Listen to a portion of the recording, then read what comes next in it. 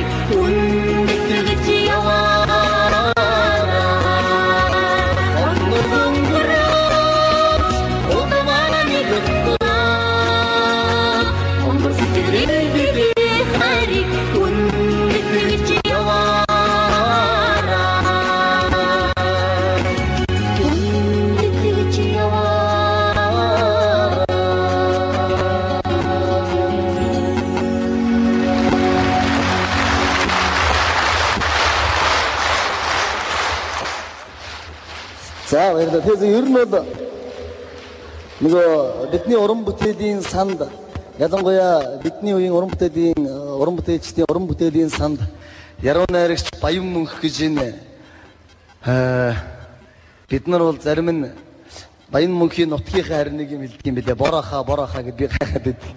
Тэгэд энэ залуу бидний уран бүтээлийн санд асар их өнгөнийг одоо өмнө төвийг оруулсан. Бидний уран бүтээлийн дээдэлж явах хэвээр хамгийн чин хүсэл маань энэ сайхан шүлгээрийн Монголын нийтийн дууны урлагт өөрийн гэсэн үнэтэй хувь нэмрийг оруулж маш их хөрөнгө оруулалт хийсэн гэж биелээ хувьдаа үнэлдэг. Тийм учраас Баян мөнхтэй Борхор уралдааны 3 удаагийн тэргүүн барийн шагнал бүржмийн зохиолч хайртагч Ямбаягийн хүчин яруу найрагч Баян мөнхийн шүлэг би Монгол хүн дуугаа мөрдөж үзчихлээ.